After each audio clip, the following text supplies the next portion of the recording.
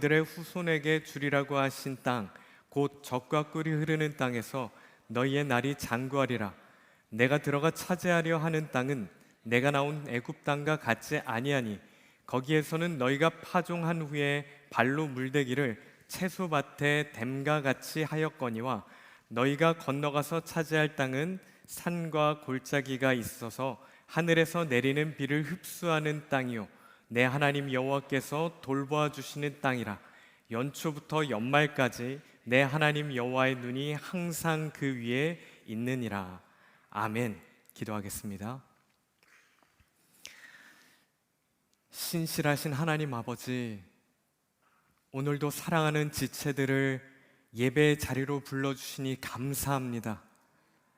하나님, 우리 중에 누구도 이 자리에 나의 열심으로 나온 자 없고 하나님께서 이 자리로 불러주셨음을 믿사오니 예배하는 모든 순간 우리에게 언제나 신실하셨던 하나님께 우리의 마음이 반응할 수 있는 예배가 되게 하여 주시옵소서. 하나님, 예배는 드림이기에 우리가 하나님께 기쁘게 찬양을 올려드리고 말씀을 통해 반응하고 그 말씀 붙잡고 기도하길 원하오니 성령 하나님, 이 자리에 충만하게 임재하여 주셔서 예배하는 자들마다 하나님의 마음을 알아가게 하여 주시옵소서. 하나님, 오늘 이 중에 여러 가지 사정으로 인하여 예배에 집중하지 못한 자 있습니까? 하나님께서 찾아가 주셔서 그의 귀를 열어주시고 마음을 열어주셔서 성령께서 조명하여 주시는 충만한 시간이 되게 하여 주시옵소서. 예수님의 이름으로 기도합니다. 아멘. 지난주 화요일부터 금요일까지요, 라스베이거스에서 열린 아주 큰 행사가 있었습니다. 혹시 아시나요? CES 2026입니다. 컨슈머 일렉트로닉스 쇼라는 건데요. 한 해 동안의 수많은 가전제품들, 앞으로 우리가 이런 가전제품들을 만들 것이다, 우리가 이런 IT로 우리 회사를 이끌어 나갈 것이다 하고 홍보하는 그런 자리입니다. 올해 핵심 키워드는요, 피지컬 AI입니다. 어떤 뜻일까요? 우리가 AI 많이 사용하고 있잖아요. 근데 그 AI가 지금은 화면 안에 소프트웨어를 가동하는 그 정도로 활용되고 있는데요.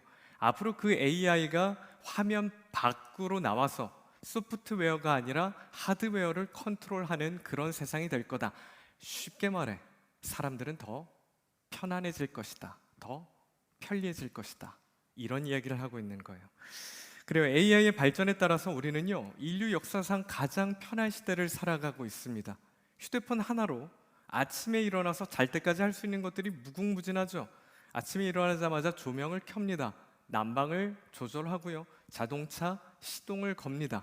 그리고 내비게이션을 켜고요, 현관문을 열고 야식을 시켜 먹고 유튜브와 웹툰을 보기도 합니다. 그리고 내일 먹을 식료품을 구입하면서 잠자리에 드는 거죠. 근데 여러분, 그거 아시나요?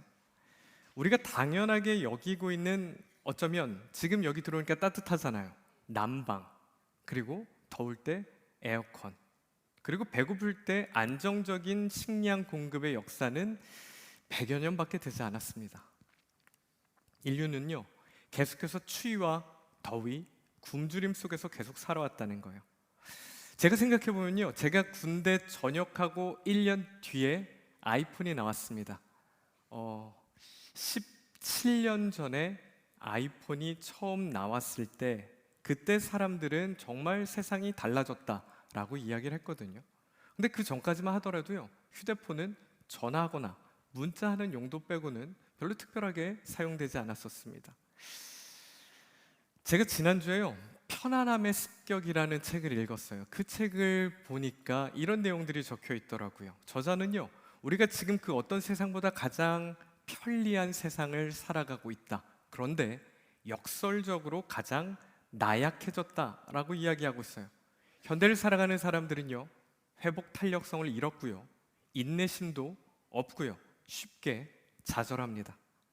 불편함에 계속해서 적응해 왔던 인류가 이제는 점점 편안함이 습격해 옴으로 인해서 자신의 삶이 조금씩 무너지고 있다라고 이야기하고 있는 거죠.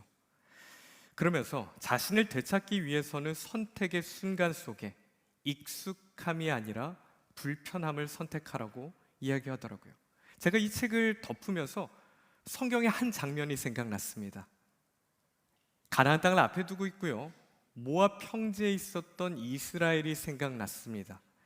그들의 눈앞에는요, 이제 하나님께서 약속하신 가나안 땅이 있어요. 그 약속의 땅을 앞에 두고 있는데 하나님께서 이스라엘에게 두 가지 땅에 대해서 설명하시고 두 가지 삶의 방식에 대해서 이야기하시는 장면이 기록되어 있습니다. 오늘 이 선택의 기로에 서 있는 이스라엘의 이야기를 통해서 한 해의 시작, 이때에 우리의 삶을 되돌아볼 수 있는 우리 모두가 되기를 간절히 축복합니다. 우리 신명기 11장 8절 같이 읽어보겠습니다. 시작. 그러므로 너희는 내가 오늘 너희에게 명하는 모든 명령을 지키라. 그리하면 너희가 강성할 것이요 너희가 건너가 차지할 땅에 들어가서 그것을 차지할 것이며. 오늘 성경의 말씀 시작 부분이 어떻게 되고 있어요? 너희는 내가 오늘 너희에게 명하는 모든 명령을 지키라. 시작부터 굉장히 부담스럽지 않으세요? 결론부터 듣고 있는 것 같아요. 뭔가 이제 내가 책을 읽다가 어느 부분을 확 펼쳤는데 마지막인 부분인 것 같을 때가 있잖아요. 오늘 본문이 그런 느낌이 있습니다. 그도 그럴 것이 오늘 8절의 가장 먼저 시작 부분을 뭐라고 시작하고 있어요? 그러므로 앞부분을 이해할 때 이 8절의 내용을 분명하게 이해할 수 있을 것 같아요. 그래서 우리는 11장 7절을 같이 한번 읽겠습니다. 같이 읽겠습니다. 시작. 너희가 여호와께서 행하신 이 모든 큰 일을 너희의 눈으로 보았느니라. 7절과 8절을 요약하면 뭐예요? 하나님께서 지금까지 너희에게 행하신 일들을 너희 모두가 너희의 눈으로 보았지. 그러니까 이제 하나님께서 너희에게 명령하신 것들을 따라야 돼 라고 말하고 있는 겁니다. 자, 그런데 무슨 일을 하셨을까요? 그 앞의 내용이 바로 2절부터 7절까지의 내용입니다. 하나님께서 교훈 말씀하셨고 하나님께서 위엄을 보여주셨고 하나님께서 강한 손으로 그리고 펴신 팔로 이스라엘을 어떻게 돌보셨는지를 너희가 봤다는 겁니다. 뿐만이 아니죠. 파라오와 이집트를 하나님께서 어떻게 멸망시키셨고 그리고 하나님께서 홍해를 어떻게 건너가게 하셨으며 홍해를 건널 때에 이집트의 최정예 부대가 어떻게 수장당했으며 하나님께서 광야에서 어떻게 먹이시고 입히셨는지 그리고 하나님의 사람과 하나님에게 대적하는 사람을 그 땅이 어떻게 삼켰는지를 너희가 다 봤다라고 이야기하고 있거든요. 쉽게 말하면 뭐예요? 하나님께서 죽이시는 것도 하나님께서 살리시는 것도 너희 모두가 봤다라고 이야기하고 있는 거예요. 그렇기 때문에 너희는 이제 눈앞에 보이는 그 땅에 들어가야 되는데 그 땅을 차지하게 될 것이고 그 땅은 하나님께서 너희에게 약속하신 땅이다. 그런데 그 땅에서 너희가 반드시 선택해야 될 것이 한 가지가 있다라고 말하고 있는 거예요. 이 말을 하고 나서 갑자기 이집트 땅에 대해서 설명을 하고 있어요. 우리 같이 볼까요? 10절 읽겠습니다. 시작. 내가 들어가 차지하려는 하는 땅은 내가 나온 애굽 땅과 같지 아니하니 거기에서는 너희가 파종한 후에 발로 물대기를 채소밭에 댐과 같이 하였거니와. 이집트에서의 삶을 우리에게 보여주고 있죠. 그 삶이 어떻대요? 이집트에서의 삶은 눈에 보이는 자원을 의지하는 삶이다 라고 보여주고 있어요. 그곳에 있는 강의 이름이 뭐예요? 뭐죠? 맞습니다. 나일강이에요. 이 나일강이라는 것은요 정말 거대하고 안정적인 물을 공급해 줄 수 있는 곳이에요. 근데 거기다가 뭘 했다고 해요? 발로 물을 대었다라고 말하고 있어요. 여러분 물레방아를 생각해 보면 될 것 같아요. 인위적으로 제가 마치 자전거와 같이 어떤 것을 동력을 이용해 갖고 물레방아를 돌려서 나일강에 있는 물을 내가 경작하고 있는 땅까지 끌어가지고 오는 것을 발로 물대었다라고 말하고 있는 거예요. 다시 말해서 내 수고와 내 노력으로 내 삶을 통제하고 예측할 수 있었다라고 말하고 있는 거죠. 예측 가능하고 통제 가능하기 때문에 어느 정도 내가 예상할 수 있는 그런 결과를 얻을 수 있었다는 거예요. 더 많이 노력하면 어떻게 될까요? 더 많은 물을 얻겠죠. 그러면 곡식은 더 많아지겠죠. 원인과 결과가 아주 분명한 삶이에요. 근데 지금 어떤 시대예요? 가나안 땅을 눈앞에 두고 있단 말이에요. 그런데 왜 이집트 땅의 이야기를 하고 있는 걸까요? 지금 가만히 멈춰서서 저 가나안 땅에 들어가기 전에 너 자신을 되돌아보라는 겁니다. 저 땅에 들어가기 전에 네가 진짜 원하는 삶이 무엇인지를 점검해 보라고 하고 있는 거예요. 너희는 내가 약속했기 때문에 저 땅에 분명히 들어가게 될 텐데 너희의 삶의 방식이 어떤 것인지 물어보고 있는 겁니다. 저 땅에 들어가면 분명한 하나님의 삶의 방식이 있을 텐데 너는 여전히 이집트에서의 삶의 방식이 여전히 편하고 그 삶을 기대하고 있는 것은 아닌지 점검하라는 것입니다. 그래요. 우리를 되돌아볼까요? 우린 밖에 나가서 뭐라고 해요? 저 교회 다녀요. 저 예수님 믿습니다. 저 그리스도인이에요. 라고 당당하게 이야기를 해요. 심지어 저는 믿음의 길을 걷고 있습니다. 라고도 이야기하죠. 근데 우리의 삶을 적나라하게 까보면 어떨까요? 이집트에서의 삶과 더 닮아 있는 것 같아요. 자원에 의존하고요. 예측 가능한 삶, 통제 가능한 삶. 내가 열심히 노력한 만큼 얻고 원인과 결과가 분명한 삶을 원합니다. 작년보다 올해 더 많은 것을 가졌으면 좋겠고 작년보다 올해 더 편해졌으면 좋겠어요. 성경은 그런 삶을 꿈꾸고 있는 것은 아닌지 점검해 보라고 이야기하고 있는 겁니다. 왜 그러냐면 이제 그 땅에 들어가면 그들의 그 니즈를 채워줄 수 있는 어떤 것이 존재하기 때문입니다. 신명기를 보면요, 같은 것에 대해서 무려 22번이나 이야기하고 있는 게 있어요. 뭔지 아시나요? 바로 다른 신입니다. 신명기를 보면 다른 신이라는 표현을 22번이나 기록하고 있어요. 마치 이집트의 삶에서처럼 너희가 예측 가능하고 통제 가능하게 해준다는 신, 믿음의 길을 걷겠다고 말하지만 사실 우린 더 많은 것을 얻고 그래서 더 편해지고 싶은 삶을 꿈꾸고 있기 때문입니다. 하나님도요, 우리의 그 마음을 알았기 때문이에요. 그래서 너 그 땅에 들어가면 다른 신이 있어. 그 신이 통제 가능하고 예측 가능하고 너의 삶의 원인과 결과가 분명한 삶을 이루게 해준다는 그런 신인데 그 신을 따르면 안 돼 라고 말하고 있는 겁니다.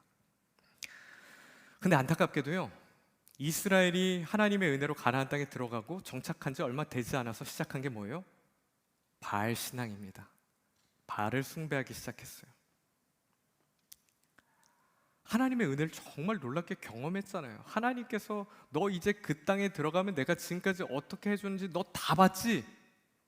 내가 뭘 해줬는지 다 설명해줬지? 그러니까 너 잊으면 안 돼 라고 말했는데 들어가자마자 한 게 뭐라고요? 바알 신앙이라고요. 하나님의 은혜를 경험했음에도 불구하고 왜 바알 숭배에 빠졌을까요? 바알 숭배는요, 아주 매력적이기 때문입니다. 아주 단순하기 때문이에요. 자, 바알이 뭘 할 수 있어요? 가나안 사람들은요, 바알이 비를 주관한다고 믿었습니다. 바알을 믿으면 비를 내려준대요. 또요, 바알은요, 곡식과 과일, 채소 같은 것들을 책임지는 신이었습니다. 바알 잘 믿으면 곡식 많이 얻고 뭐 과일과 이런 채소들을 얻을 수가 있대요. 근데 거기가 끝이 아니에요. 바알을 잘 숭배하면은 그가 가축의 번식과 자녀의 출산까지도 주관한다는 거죠. 와, 기가 막히죠. 바알 하나 믿으면 다 해결되는 그런 거라고 가나안 땅에 사람들이 말해주고 있으니까 혹한 거예요. 그 자체로도 매력적인데 바알은 하나님과 완전히 다르다라고 이야기해요. 바알한테 잘 보이는 방법이 뭐가 있을까요? 재물만 잘 바치면 돼요. 남들보다 어떠한 더 큰 열심을 보이면 됩니다. 그래서 나중에 가서 이방신에 빠진 사람들이 열심을 보이고 열심을 보여서 한 게 뭐예요? 자신을 막 피를 내서 열심을 보이기도 하고 심지어 자신의 자녀를 불살라서 바알에게 드리기까지 하죠. 왜 그래요? 남들보다 열심을 내야 내가 더 많은 것들을 얻을 수 있으니까. 그렇게 재물을 바치고 열심만 있으면 예측 가능하고 통제 가능한 삶을 살 수 있게 된다는 거예요. 이집트에서는 내가 발로 열심히 그 물을 댔으면 풍족하게 먹었는데 가나안에 들어갔더니 똑같은 방식이 있어. 뭔가 내가 많은 재물을 내면 더 많은 것을 얻을 수 있고 더 많은 열심을 내면 더 많은 것들을 누릴 수가 있다는 거죠. 그런데 하나님은 이스라엘에게 뭘 요구하셨어요? 하나님께서 이스라엘에게 뭘 요구하셨습니까? 우리가 이 질문에 대답하지 못한다면 우리도 이스라엘과 같은 똑같은 행동을 할 수밖에 없어요. 하나님 이스라엘에게 재물 요구하셨나요? 아니요. 하나님 거지 아니에요. 하나님 이스라엘에게 열심을 요구하셨나요? 하나님 막 우리가 도와주지 않으면 이 세상 막 운행하지 못하시나요? 아니요. 우리 없이도 이 우주 만물을 만드신 분이 하나님이세요. 우리 없이도 이 우주 만물을 운행하고 계신 분이 하나님이신데 우리에게 열심을 요구하지 않으십니다. 우리가 하나님을 오해하기 시작하니까 바알이 쉬워 보여요. 바알이 매력적으로 보이는 겁니다. 왜요? 하나님을 오해하고 있으니까. 예를 들어 볼게요. 예입니다. 20년 전으로 돌아갔다고 생각해 볼게요. 20년 전으로 돌아가서 제가 여자친구가 생겼다고 생각해 봅시다. 여자친구가 생겼으니까 롯데월드에 가고 싶은 거예요. 여러분 롯데월드 가보셨나요? 애인과 가보셨나요? 여자친구가 생겨서 롯데월드에 너무너무 가고 싶은 거예요.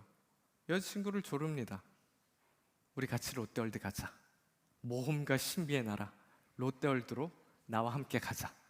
조르는 거죠. 근데 여자친구가 싫대요. 자기는 싫대요. 그러더니 제가 계속 조르니까 그 여자친구가 저한테 갑자기 뭘 하나 띡 내미는 겁니다. 네가 그렇게 가고 싶어 하는 거 알고 내가 75,000원짜리 매직 패스 프리미엄 7회권을 샀어 라고 하고 주는 겁니다. 이건 줄 서지 않고 탈 수 있는 거예요. 이걸 저한테 딱 내밀면 제가 막 기뻐서 방방 뛸까요? 저에 대해서 얘기해 드릴게요. 저는요 이 동네에서 태어나고 이 동네에서 쭉 자랐습니다. 어린이집에서부터 롯데월드를 다녔고요. 유치원에서도 매년 롯데월드를 갔어요. 초등학교 때도 매년 롯데월드로 소풍을 갔습니다. 중학교 때부터는 제발 롯데월드 쓰면 안 가게 해주세요 할 정도로 롯데월드가 싫었다는 거죠. 그런 제가 여자친구에게 롯데월드를 가자고 한 건 왜 그런 거예요? 모험과 신비의 나라에 가고 싶어서일까요? 아니죠. 그 여자친구와 함께 추억을 만들고 싶기 때문입니다. 근데 그 여자친구는 저에게 75,000원짜리 매직 패스 프리미엄을 왜 줬어요? 저를 오해한 거죠. 저를 잘못 알고 있었던 겁니다. 우리가 하나님께 이러고 있지는 않으신가요? 우리가 하나님을 오해하면요 바알 신앙이 쉬워 보여요. 매력적으로 보입니다. 돈만 내면 되잖아요. 내가 열심히 하면 되잖아요. 그렇다면 하나님께서 우리에게 원하신 게 뭘까요? 신명기 11장 13절 같이 읽겠습니다. 시작. 너희의 하나님 여호와를 사랑하여 마음을 다하고 뜻을 다하여 섬기면 가나안 땅을 코앞에 두고 모압 평지에서 가나안 땅이 보일 때 하나님께서 7번이나 강조하는 게 바로 이것입니다. 너희가 마음과 뜻을 다해 나를 찾으면, 너희가 마음과 뜻을 다해 나를 사랑하면, 너희가 마음과 뜻을 다해 나에게 돌아오면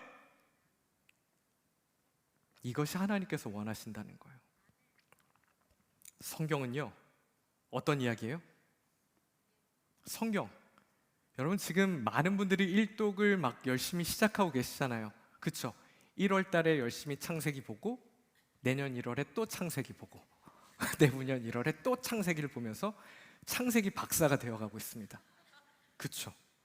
근데 성경은 어떤 이야기예요? 하나님께서 우리를 찾으신 이야기예요. 하나님께서 우리를 사랑하신 이야기입니다. 그런 하나님께서 우리에게 원하신 게 뭐라고요? 너도 나를 찾았으면 좋겠어. 너도 나를 사랑했으면 좋겠어. 라고 이야기하는 거죠. 하나님께서 하시지도 않으신 것을 우리에게 요구하신 게 아니고요. 하나님께서 우리에게 먼저 하신 것들을 너도 나와 그렇게 했으면 좋겠어. 라고 이야기하는 겁니다. 하나님을 찾는 것, 하나님을 사랑하는 것, 이것을 원하신다는 거예요. 근데 이집트와 바알의 신앙은 어떤 것에 집중할까요? 이집트에서 이스라엘이 원했던 것, 가나안에서 바알 신앙을 하면서 그들이 원했던 게 뭐예요? 집중했던 게 뭐예요?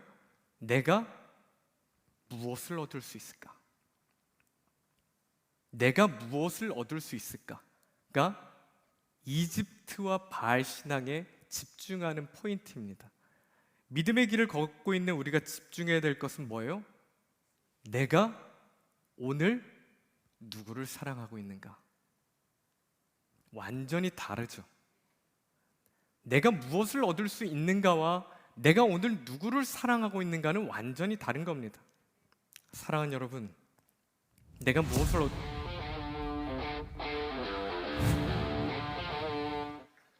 굉장히 뭔가 있어 보였어요, 그죠?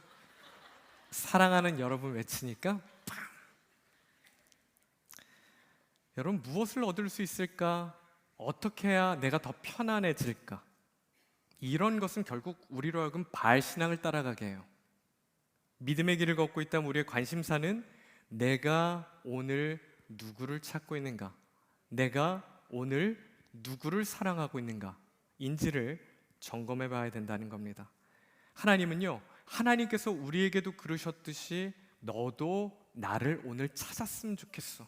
너도 나를 오늘 사랑했으면 좋겠어 라고 말하고 있는 겁니다. 바라기는 2026년을 시작하며 여러분의 올 한 해가 무엇을 더 가질까, 어떻게 더 편해질까 보다 내가 누구를 찾고 누구를 사랑하고 있는지를 점검하여 하나님 안에서 온전한 평안을 누릴 수 있는 우리 모두가 되기를 축복합니다. 그런가 하면요, 하나님은요, 이집트 땅에 이어서 가나안 땅에 대해서 우리에게 설명해요. 신명기 11장 11절 같이 읽겠습니다. 시작. 너희가 건너가서 차지할 땅은 산과 골짜기가 있어서 하늘에서 내리는 비를 흡수하는 땅이요. 가나안 땅의 특징에 대해 설명하고 있죠. 뭐라고 하고 있어요?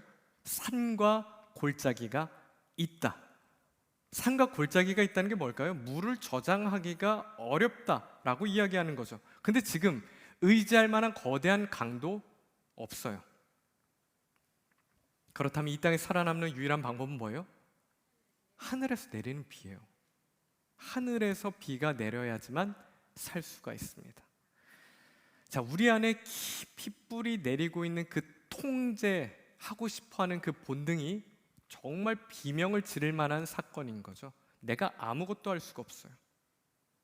그 나의 본능은요, 누군가를 의지한다는 것이 나약한 존재다 라고 말하는 것과 같다고 생각을 합니다. 비가 오지 않으면 어떡하지? 비가 오지 않으면 내가 어떻게 할 수 있지? 아무리 생각해도 그 땅이 좋은 땅으로 생각되지 않는 거죠. 그런데 우리는요, 이 땅의 특성에 대해서 생각해야 돼요. 이 땅의 특성이 뭐라고 이야기하고 있어요? 가나안 땅은 하늘에서 내리는 비를 흡수하는 땅이다.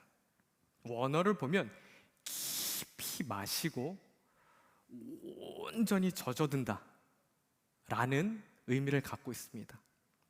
이 의미가 이집트에서 어떠한 나일강에서 물을 끌어와서 표면을 적시는 것보다 더 강하게 물을 흡수한다라는 것을 표현하고 있는 거예요. 직접 내리는 비를 깊숙이 흡수하는 땅이다 라고 말하고 있습니다. 그게 다가 아니에요. 신명기 11장 14절 같이 읽겠습니다. 시작. 여호와께서 너희의 땅에 이른 비 늦은 비를 적당한 때에 내리시리니 너희가 곡식과 포도주와 기름을 얻을 것이요. 하나님께서 너희에게 주시겠다고 하신 땅, 바로 그 땅에서 너희가 마음을 다하고 뜻을 다하여 하나님을 찾고 하나님을 사랑한다면 그곳에 이른 비와 늦은 비를 내려주실 것이다. 너희의 필요를 채워주실 것이다 라고 말하고 있어요. 이른 비는 언제일까요? 파종기입니다. 10월과 11월에 내리는 비라고 생각하시면 되세요. 이렇게 생각해 봅시다. 여름이 지났잖아요. 그러면 땅이 메말랐겠죠. 그 메마른 땅을 촉촉하게 해주면 뭐가 좋아요? 씨를 뿌렸을 때 그 씨가 밑으로 뿌리를 깊게 내릴 수 있게 도와줄 수 있겠죠. 이른비는 그런 비입니다. 뿌리를 깊게 내릴 수 있게 도와주는 비. 늦은 비는 언제일까요? 3월과 4월경에 오는 추수기 때 내리는 비예요. 추수 전에 내리는 그 비이기 때문에 알곡을 충실하게 만들어주는 겁니다. 뭔가 풍성한 추수를 할 수 있게 도와주는 비가 늦은 비예요. 그래서 이른 비가 있었기 때문에 내가 던진 씨앗이 예상하지도 못한 상태로 깊이 뿌리를 내릴 수 있는 거고요. 늦은 비가 있었기 때문에 내가 이 정도 추수를 못할 줄 알았는데 정말 풍성한 추수를 할 수 있게 되는 그런 비를 이야기하고 있는 겁니다. 근데 자원에 의존하고 통제 가능하고 예측 가능한 걸 좋아하는 사람들은 이 땅이 싫어요. 하나님이 원망스럽기까지 합니다. 왜요? 이른 비가 언제 올 줄 어떻게 알아요? 늦은 비인데 정말 늦어버리면 어떡해요? 이른 비랑 늦은 비가 정말 있기는 한 건지 잘 모르겠어요. 그 불안감이 날마다 1년 내내 온다는 거죠. 그런데 성경이 뭐라고 말하고 있어요? 여호와께서 너희의 땅에 이른 비와 늦은 비를 언제 내려주신다고요? 적당한 때에. 이 적당한 때는요, 하나님께서 시간이 좀 나실 때, 하나님께서 기억이 좀 나실 때, 열심을 다해서 누군가가 매달릴 때, 그때를 이야기하고 있는 게 아니에요. 제 아내가 가끔 저녁에 일을 나갈 때가 있거든요. 근데 웬만하면 밥을 다 차려놔요. 근데 아주 가끔 급하게 일정이 생겨서 나가야 될 때는 저에게 아이들 저녁밥을 부탁해놓고 나갑니다.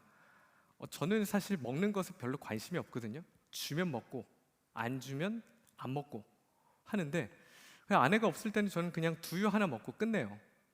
두유 먹으면서 그냥 책을 보거나 할 일을 하고 있습니다. 근데 그러다 보면 시간이 금세 지나가요. 그러고 있으면 저희 둘째가 배를 잡고 오는 거예요. 아빠 배고파서 죽을 것 같아요. 예수님이랑 하이파이브 하고 올 것 같아요. 이런단 말이에요. 그럼 제가 맞다 하고 막 늦은 저녁, 이제 애들 잘 시간 됐는데 그제서야 밥을 막 급하게 해줍니다. 저는요, 아이들의 저녁 시간을 놓치기도 해요. 아이들이 저에게 뭔가를 부탁한 것을 놓치기도 합니다. 아이들의 필요에 따라서 준비물인데도 못 사갈 때도 있어요. 아이들을 배고프게 하기도 하고 필요한 것을 제때 챙겨주지 못할 때도 있습니다. 누군가는 그럴 거예요. 목사님, 하나님도 다른 일을 하시느라고 놓치실 수 있잖아요. 목사님, 하나님도 다른 애가 더 간절히 기도해서 걔 기도 먼저 들어줄 수 있잖아요. 그러면 제가 예측 가능하고 통제 가능한 삶이 좀 더 좋은 거 아닐까요? 라고 물을 수도 있을 거예요. 그런데요, 제가 믿는 하나님은요, 어떤 상황에서도 저에게 필요한 것을 결코 잊으시거나 놓치시는 분이 아니십니다. 아멘이십니까? 하나님은요, 나에게 가장 알맞은 시기를 아세요. 근데 이건 내가 생각할 때의 알맞은 시기가 아니라 나조차도 모르는 나에게 가장 완벽한 타이밍을 하나님께서 아신다는 거예요. 그게 바로 하나님께서 말씀하시는 적당한 때. 나조차도 모르는 나에게 꼭 필요한 그때를 하나님께서 적당한 때라고 이야기하는 거예요. 여러분, 이 확신이 없으면요, 우리는 신앙생활 10년 하고 20년 해도 계속 이집트 땅에 서성거릴 겁니다. 그런데 하나님은 어떤 상황에서도 나에게 필요한 것을 결코 잊지 않으신다, 놓치지 않으신다 라는 이 확신이 있으면 우리는 이집트 땅에 서성거리지 않는다는 거죠. 그렇게 여전히 이집트의 삶에 머물러 있는 우리에게 하나님이 이렇게 말씀하세요. 신명기 11장 12절 같이 읽겠습니다. 시작. 내 하나님 여호와께서 돌보아 주시는 땅이라 연초부터 연말까지 내 하나님 여호와의 눈이 항상 그 위에 있느니라. 무슨 말이에요? 너희가 들어갈 그 땅에는 나일강 없어, 인공수로 없어. 그런데 너희를 위해 죽기까지 사랑하는 내가 있어 라고 말하고 있는 겁니다. 이 우주 만물을 창조하고 다스리시는 하나님께서 그 땅을 세심하고도 완전하게 돌보실 것이다 라고 이야기하고 있는 거예요. 이 다스림 자체도 정말 놀랍잖아요. 이 우주 만물을 만드신 하나님이 내 삶을 관여하고 있으시대, 내 걸음을 인도하고 계시대. 그것조차 정말 정말 놀라운데 성경은 더 놀라운 것을 이야기해요. 언제부터 언제까지래요? 연초부터 연말까지. 원어의 의미를 보니까 한 해부터 한 해까지 라고 말하더라고요. 이게 연초부터 연말까지 하니까 뭔가 좀 빼먹을 것 같고 하나님께서 막 1월 1일 정도는 놓칠 것 같고 막 생각을 하잖아요. 아니, 한 해부터 한 해까지라고 표현을 정확하게 쓰고 있거든요. 이게 무슨 의미예요? 개월로 따지면 하나님께서 12개월 중에 단 1개월도 여러분을 놓칠 때가 없다는 겁니다. 일수로 따지면 365일 중에 단 하루도 여러분을 놓치는 시간이 없다는 거죠. 분으로 따지면 8760분 중에 단 1분도 여러분을 놓치지 않고, 초로 따지면 52만 5600초 중에 여러분을 단 1초도 놓치지 않으신다는 거예요. 뭐가요? 하나님의 눈이요. 하나님의 눈이 나를 단 1초도, 1년 52만 5600초 중에 1초도 놓치지 않는다고 이야기를 하고 있어요. 다시 말해서 어떤 시간에도, 어떤 계절에도, 어떤 상황에도, 어떤 문제에도 그 모든 것 상관없이 하나님은 당신을 향한 어떤 눈길도 단 한순간도 멈추지 않으신다는 거예요. 낭만 그럴까요? 하나님께서 우리 인도하시는 길도 마찬가지고요, 하나님께서 인도하시는 우리의 삶도 마찬가지입니다. 신실하신 하나님께서 사랑하는 여러분들의 인생길과 여러분의 삶을 단 1초도 놓치지 않으심을 믿으시길 축복합니다. 그러니까 사랑하는 여러분, 우리 올 한 해 이집트 앞에서 서성거리지 말고, 바알 앞에서 망설이지 말고 52만 5600초 우리와 함께 크신 팔로, 강한 손으로 우리를 붙잡으시고 책임지시는 그 신실하신 하나님과 동행하시는 우리 모든 지체들 되시기를 간절히 축복합니다. 말씀을 정리할게요. 오늘 우리는요, 두 가지 땅에 대해서 이야기를 들었습니다. 하나는 예측 가능하고 하나는 통제 가능하며, 우리가 그 모든 것들을 준비한 대로, 내가 뿌린 대로 거둘 수 있는 이집트 땅이고, 다른 하나는 마음과 뜻을 다하여 하나님을 찾고 하나님을 사랑해야만 하는 그런 땅이었어요. 어쩌면요, 우리 지금 믿음의 길을 걷고 있다고 이야기하면서 이 가나안과 이집트를 수백 번, 수천 번 1년 중에 오가고 있는지도 모르겠습니다. 입으로 하나님을 찾고 있지만 내 마음은 여전히 이집트를 갈망하고 바알을 더 갈망할 때가 있는 것 같아요. 더 많이 얻고 더 편안해지는 것이 축복이라고, 오늘도 내가 믿음의 길을 걷는다 라고 말하면서도 주님이면 충분합니다 라고 고백조차 못하고 있는 거죠. 어느새 내가 잘 만들어 놓은 이집트의 인공수로, 와, 너무 잘 만든 것 같아, 그거 보면서 흡족해하고 더 큰 인공수로를 만들어야겠다라고 다짐을 하고, 저 인공수로가 더 커지면 내 삶이 더 많은 것을 얻고 더 편안해질 것이라고 생각을 하며 살아가죠. 그런데 하나님께서 우리에게 인도하시는 땅, 인도하시는 길, 인도하시는 삶은 달라요. 기다려야 되는 땅입니다. 언제를요? 하나님의 때를요. 그러나 그 땅은요, 하나님께서 연말부터 연초까지 단 1초도 눈길을 거두시지 않는 은혜의 땅입니다. 나도 모르는 나에게 가장 좋은 타이밍을 아시고 그때 비를 내려주시는 그런 땅이에요. 나에게 필요한 것을 절대 잊지 않으시고 놓치지 않으시고 하나님께서 책임지신다는 거예요. 사랑하는 렘넌트 여러분, 우리 이집트 땅에서 서성거리지 맙시다. 우리 바알 앞에서 망설이지 맙시다. 적어도 이 자리에 참여한 지체들이라면 올 한 해 어떤 상황이 온다고 할지라도 이집트와 바알 앞에서 망설이거나 서성이지 않았으면 좋겠어요. 하나님께서 여러분에게 주신 땅이 있어요.